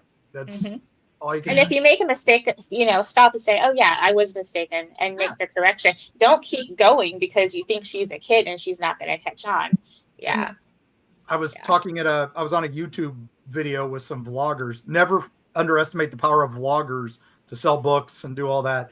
If they come up to you at a bookstore, at a book event, talk to them. It's great. Let them film you. But I took a couple of them on a tour of the Smoky Mountains. We went over to Cades Cove, and we're driving by, and I had just gotten a report that they had let some wild horses loose into Cades Cove to blend with the regular horses that they use for rides on Wednesdays. And we were driving by, and they're filming, and I said, "Oh, this might be some of the wild horses." And in the YouTube video they cut, it just says wild horses. And so all these people were saying he's calling the riding horses wild horses. And I was like, oh God, I just, editing is bad. Editing is bad. That's what happens on these shows, gang. I did a interview with a show in Germany about Spook Hill, about gravity hills. And it was a weird thing. I did like 30 minutes talking with these German guys about gravity hills in Florida. And I forgot about it. It was years ago. And then suddenly my daughter calls and a bunch of people start calling me. I'm on Ancient Aliens. And I'm like, what? I never filmed anything for Ancient Aliens. They used a minute of that from that interview and put me on an Ancient Aliens episode. And it's completely chopped up, where I was like, there are some places all over the world that think they have these gravity hills. They can usually be figured out by a level. They're usually an optical illusion. But there are some that have some unusual properties. I think that was the quote. And then they cut it to, well, there are weird places all over the world. And that these gravity places are all over, these weird places of gravity are all over the world. They cut all the other context out. And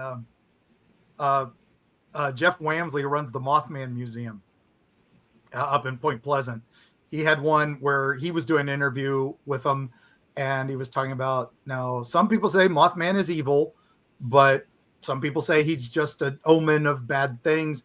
But we like to think that he's just around and trying to warn people. And then the quote was, "Mothman is evil." That's Yeah. And we have one documentary crew that we absolutely love, but I called them out on it once. We were filming and they had me use dowsing rods once. And we got no results with the dowsing rods, and they were usually pretty good about not sharing if we didn't get evidence. They just, but they asked me, can you show us how dowsing rods would technically work? So I put my thumb on it and I said, if they answer yes, I want them to open it. If they say no, I want them to close it. And I use my thumbs to show how to use them. Well, then they edited it just showing my hands with my thumbs on it, but then my voice asking questions previously. Oh, no. And everyone was calling me, you're using your thumbs. Yeah, I'm like, no, that's that's not okay. That's not cool. Yeah, no, not cool. I consulted on Ghost Adventures for a few episodes as their folklore and historian, and did one on Trans-Allegheny Lunatic Asylum up in West Virginia. It's an amazing location. If you ever get a chance, that's it's on my list. Yeah, bucket list. It's amazing, and they're restoring it. They're using the money from tours and stuff to restore it, and it's beautiful. I love that all the volunteers there wear the old nurses outfits and stuff. Oh man, it's gold. But again, walking in there, scary stuff. But I told them, okay, this is the ghost. They had me write in a whole document about all the history. That way the ghost shows work is we write these.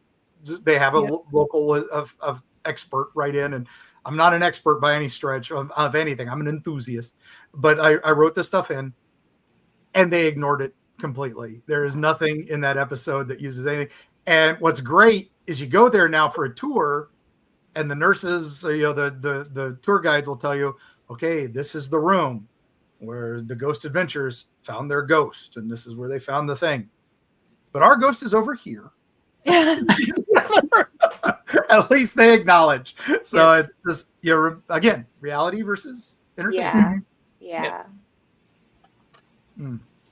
So with that, do you guys believe that writers have a responsibility to shift paranormal storytelling away from fear mongering and perhaps more toward curiosity? Yeah. That's 100% what I do. I like I said, I love it. Preternatural stuff we don't understand yet. I want to understand it. Duke University had their parapsychology department. It's now become the Stein Institute. It's amazing that they're still doing classes on this, and they're still doing that. But one of the classes they teach is the skeptic class to teach you how to be skeptical, open-minded but skeptical. And that's what you got to do with this, is you have to go in open mind, but remember there's always possible, not every sound is a demon, and not everything. Right. We had one family email us that they were hearing voices in the walls, they were hearing strange noises and all this stuff, strange humming sound. We sent a team, because that's what we do. We sent a team out, a paranormal team, and sure enough, they had a beehive in their walls, a giant beehive in their walls. It was making all kinds of weird noises. It was affecting everything. So they got it taken care of. And then another weird thing, they had possum in their ceiling, and it was making caterwauls and stuff like that. So always eliminate the reality, the possibles, and then you can start talking about that. But that's on the investigative side. But as you're writing, you do want to entice people to read it. You want them to be excited about it. You want to tell the dark story. You want to tell the spooky story. You want them on the edge of their seat going, oh, what happens next? But then also put in and this could all just be folklore. This could all just be, as long as you throw that in there, somewhere, it's good.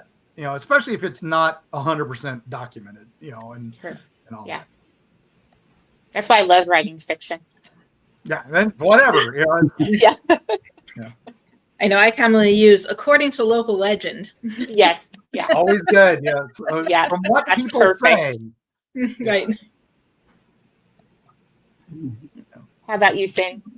I always tell people to do your best to try to figure out any possible solution that could have caused what just happened. Anything possible at all. And if you have thrown everything out, then you might have something paranormal. Yep. That's the key word, might. Yeah. Mm-hmm. And paranormal doesn't mean ghosts, right? Yep. 90% can be explained easily. Yeah. There's a reason why not everybody sees. And I still think there's some people are, like we always say, some people are more in tune and all that. We don't know 100% how we see or how we hear, because animals see in different spectrums. And that's why animals are always, well, what's that? And all that. So maybe some people are more in tune to see things. Some people can't taste cilantro. They think it tastes like soap.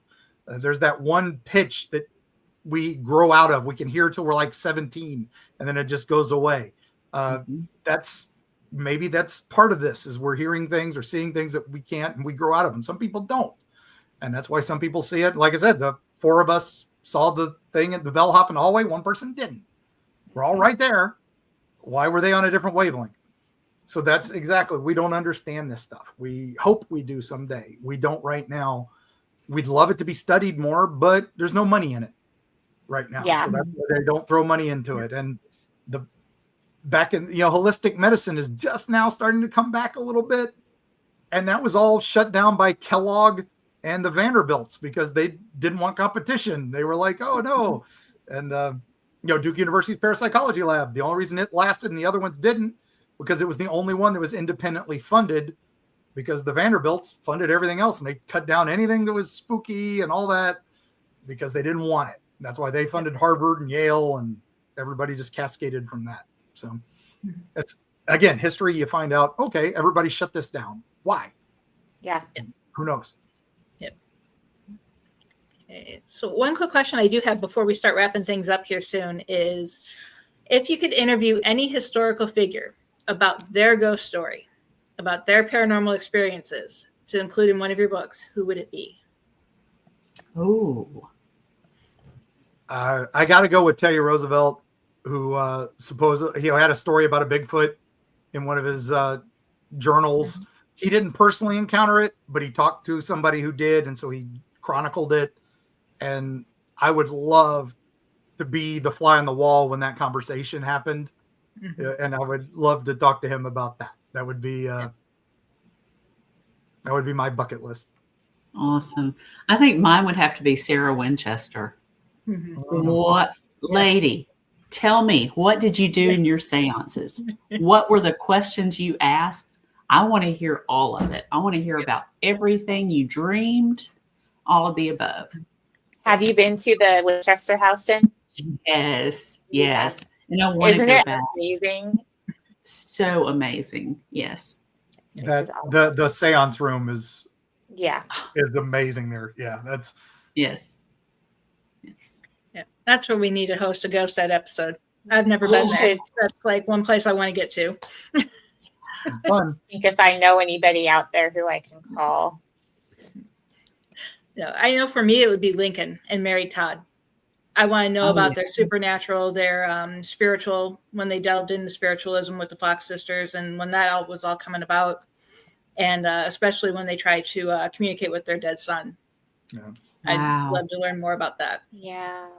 I forgot about that story. No, Fox Sisters is incredible stuff. That when would you be read about it. amazing. Yeah, and the one thing I find interesting is they founded spiritualism on What's My Birthday. Oh, so I've always thought there was a connection there, but that's just, the whole paranormal all comes back around. Yep. That's pretty cool. Wow, I've never been asked that question before. Hope I got your gears turning. You really do. I've never been asked such a deep question before.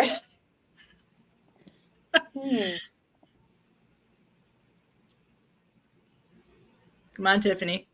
I know. Hold on. There's like we're all so on the many edge of our people seat here. What was that? So we're all on the edge of our seat here. I know. It's probably not going to be. It's probably not going to be that interesting. I had somebody answer that. I'd like to talk to Richard III to see if he really can kill his nephews. And I'm like, okay, we learned that's a lot of propaganda, and it probably didn't happen. But can you imagine talking to Henry VIII, his view on women? Yeah. Oh my God. That'd be great. Oh my gosh. Robin knows someone, so ask her. Oh yeah, there we go. Go ahead, Robin, share it. Who is it, Robin? Give her a minute to but I will say that if you can't figure out something, I will save this question to ask you on our next Ask Us Anything show. There you go. Okay, awesome. Get a little bit to think about it. There you go. Yep. I'm still thinking though. Mary Shelley. Yep. Oh yeah. Yeah, that's a good one. That'd be good. I would say Bram Stoker, but we can ask his great grandnephew next week. That's true. That's true. That's true. Okay, so we have about 15 minutes. Do you have any other questions, Tiffany, before we start wrapping things up? I have. Let's see. Oh yeah, I do. I have something under publishing. What are some common mistakes that you see new paranormal writers make, whether it be querying or self-publishing? Nikola Tesla is another good one. Yeah, he had some cool paranormal stuff. The weird voices he was hearing on the radio that he made when nobody else had a radio. So what is he picking up? Pretty sure it was EM Fields, but still, it's very crazy because you can make a Tesla radio, you'll pick up some weird stuff. But from the publishing side, what the big key is if you're gonna self-publish, remember you're doing all the work. You are the editor, you are the promoter, you are the marketing, you are having to go to every convention you can go to and sit at the table and push your book, and 99% of people are just gonna walk by you and not care. Just be ready for that. Yep. If you you think I'm going to self-publish because I can't handle rejection, you're going to do nothing but rejection. Just be ready for that. If you can deal with that, you're good. I self-published a couple books for our haunted house back in the day, back in the early days of self-publishing, but we had a built-in audience. We sold them at the haunted house. I never tried selling them the rest of the year. And guess what? They didn't sell another copy except at that haunted house. For History Press, I approached them. Well, actually, they approached me because of my haunted house book. They were like, "Oh, could you do a true story version of this?" Oh, hell yeah, I can do that. And that was great. And again, you've got an editor, you've got a publicist, you've got people helping you. It's so much easier. You make less per book, but you're going to sell a lot more books, and that's really the key. If you think about that. Now, again, I kind of outgrew History Press, so I went looking for other publishers. I've got Bain doing one for me that I'm on contract for, that we're in the middle of writing, which is nice being with a traditional publisher. I'm doing one with Four Horsemen, and that one we did, Dark Side of Smokies, is doing really well, which is really nice. And that one, they opened us up more. So learn your publisher's role too, because sometimes they don't want, like History Press didn't let me put in goofy places to eat and goofy places to sleep that were horror themed. They had to be history themed. They cut all that out. Yeah. So History Press book this big, new book that big. Yeah. Because we got to put a lot more craziness in it, and that's fun because new publisher was willing to take a chance with us. Mm-hmm. So that's the only things. Just be careful. There are fake publishers out there. If it's a prestige publisher that's charging you money, it's not a publisher. They call them vanity publishers. Vanity press. Whatever. Be careful with that. Yeah, don't. If they want to charge you money for them to edit and sell your book, don't do it. Yeah, if there are paid editors, that's good. That is vet them, find out who they edited, and proof that they edited it. Right. But your best bet, again, just write it, get a couple friends to read it, spread your net. Teachers are great. If you have friends with some English teachers, they will love to, alpha read and they will correct your writing quite a bit. Yes, they will. And then send it off to a publisher and an editor, and you'll be a lot happier. But that's just my early takes on that. But just it's right for some people, it's not right for others. Mm-hmm. And a lot of time, if you're going with a query agent, like if you're going fiction, your query agent will also act as your editor in the beginning, and then they'll help sell to the publisher. They'll help find a publisher and help you do the contract and everything. So. And again, they make their money from selling your stuff, so don't pay them in advance unless you've got a good contract for that. So. Yeah. Yeah. Other than do your research on all the companies, as far as traditional publishing or self-publishing, do all of your research on both. And unless you are independently wealthy, do not quit your job. Yeah, you will not. To be a writer. Don't do it. No. You're not going to be rich. You wouldn't believe how many people asked me if we were like living the rich life when I released my first book. I'm like, I didn't do this to make money. No. I did it because I had a story in me for over 10 years that I wanted to put out into the world. Yeah. I still don't make a lot of money. I'm on book 7 and I still don't make them. I found that when I can speak in front of people, I can sell more books. Yeah. And if you have a niche, like my niche has become signs from the afterlife, talking about stories of our relatives coming back, even pets that show up out of the blue, or signs like butterflies, cardinals, a smell of perfume or cologne, a special song that comes on just at that perfect time for you.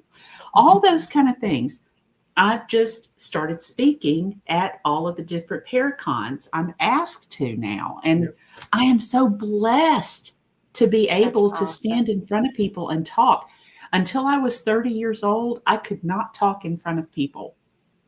Yeah. So now, 30 years later, I can talk about anything in front of anybody, and it will sell better books. It will sell more books. Yeah. At Goblin Con, it was the first year for Goblin Con in Hopkinsville this year. Yep. And I sold 4 books on Friday. After I talked the next day, I sold 14. Mhm. That's So amazing. Even it was- 4. That's why I smiled when you said 4, because that's a lot. I was so excited. I was so Yeah. excited with 4. But when I talk about the signs, that's when they'll come buy that book about signs from beyond.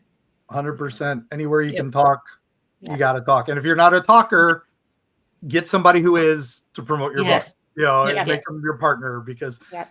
at Dragon Con, And- the only time we sell books is right after we do a panel, and we And it doesn't have to bring enough be a big conference. I got asked by the doesn't. Rotary Club oh yeah, in my oh, hometown, and I Rotary was clubs, thrilled. yacht I was clubs are thrilled. money, man. Yacht clubs are money. Mhm. So, and Mhm. the Paracons are great because they're your audience. You Yes. can go to MegaCon or Dragon Con. At least Dragon Con has tracks. You can get on the paranormal track and do really well there and stuff like that. But if you go to like MegaCon, you're author table, you're in a sea of hundreds of thousands of vendors. Yeah. There's 50,000 people a day coming through there, but how many of them are there for your type of book? How many of them are even going to find Right. you? But if you do a panel there, guess what? Those people are going to come down and find you. Mhm. But if you're at a Paracon, only 500 people, 100 people show up, but they're there because they're your audience and they are Yes. going to buy Yeah. your books. So, Yep. Don't expect to sell a ghost book at a romance con, and don't Right, expect to sell a but mystery book at a paranormal con. Don't People will discount sell it though paranormal. either. Don't Hmm? discount Yeah. it though either. Oh no, you can because- carry them, Yeah. but and if somebody likes You your never stuff, they'll know. buy everything you do, and that's the beauty of when you have multiple books. People will Yes. come up and just buy your whole set, and Mhm. that's the ones you go. You're my new favorite fan. Yeah. And please take time to sign your books with people. Don't just scribble. Talk to Give them them. something personal. Yeah. Ask I always everybody's t- name. Ask how to Yes. spell it. Yeah. I got a Carol Yep. with a Quuyryl. So You carry these always- and you wow. ask them to write it so you don't misspell. Yes. Yes. Great too. Yeah. And write something, just something more than just signing your name. Give them a little Mhm. something. That way they Yeah. treasure it always, Yeah. and that Yeah. way it's something they'll remember a little Yeah. more. Yes. And if they say, "Oh, don't just sign it," then just make it out to eBay. Love Mark. Yeah. I have one lady in my hometown. I love her so much. She worked at the newspaper for years, and she's still at the circulation desk. But she came in, and she'll say, "Now, Sin, to make this out to your most loved fan of all time." Yes, Berta, I will write that right now. Right now. I love that. Yep.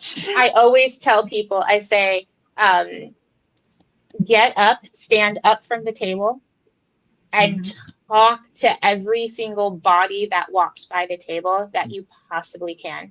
You wouldn't believe how many people started walking by my table, and as soon as I say just like, "Hey, how are you?" or "I like your bag," or "Oh, I know that author, she's great," because you see them carrying one of the books or something, just spark a conversation. They turn around, they come look at your table, and you start talking about your book. But if you're sitting behind the table just like this and you're looking up at everybody, they're not making that connection. You have to stand up. And the only time you should be sitting is when you're actively signing. Yes. And most of the time, I would just stand and do it. But don't carnival bark either when you get those. No. people No, go, yeah. "Hey, do you like to read?" There's a way to do it. There's a way to do it. Yeah. There's a balance there, because Yeah. if they're not interested in your book, don't try to wrangle them over. And especially paranormal books, the people who want you are going to find you. They're going to see you. They're going to come across the room because they saw you. And again, if you can speak, they'll come find you. So that's great.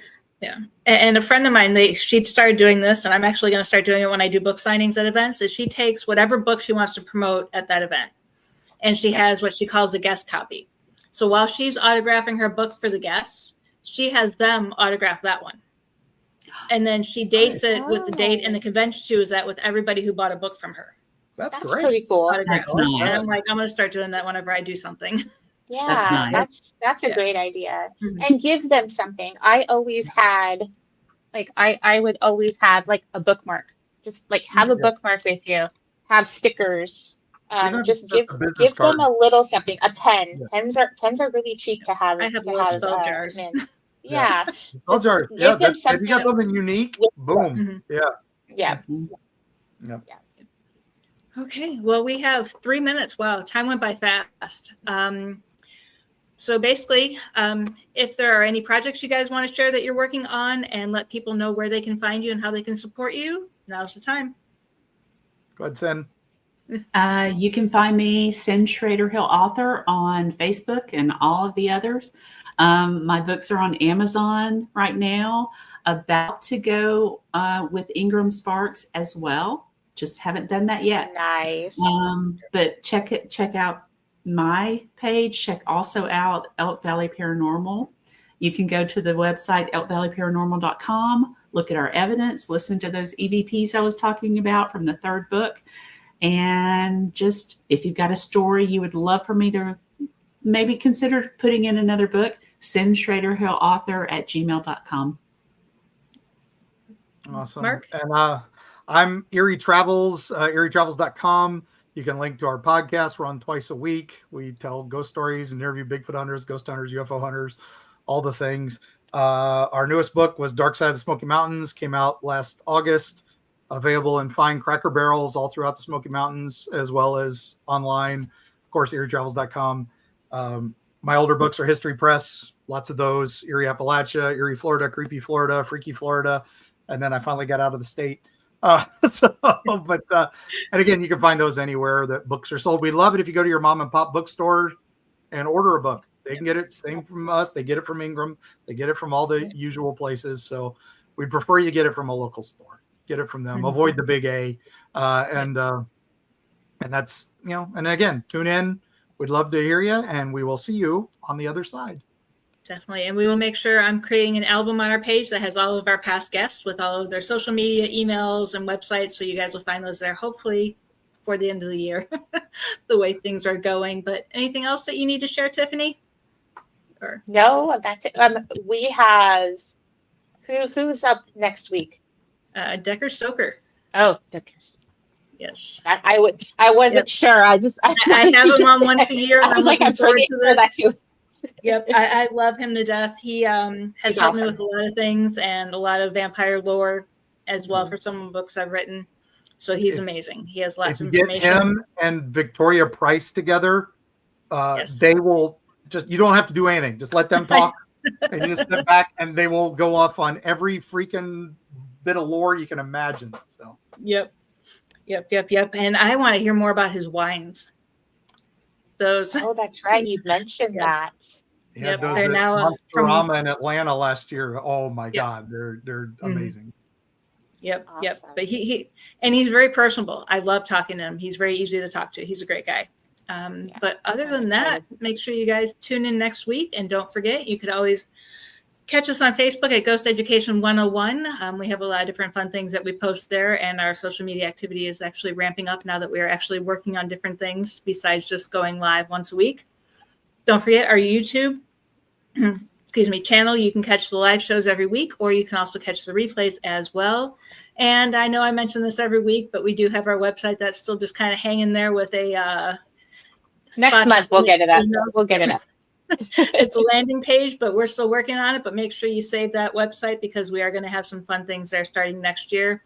And that's also where we're going to announce some of our fun and interesting things. Hopefully we can plan next year. Yes. So I don't want to let the cat out of the bag yet, but I know we're working on a lot behind the scenes. We are. And then just a final reminder, don't forget next week, same time, same place, and we'll see you. Thank you, everybody, for watching, and thank you two for joining us. I know Thanks, Sam guys. and Alex were not able to make it last minute, but stay tuned for next year. We will make sure we get them on.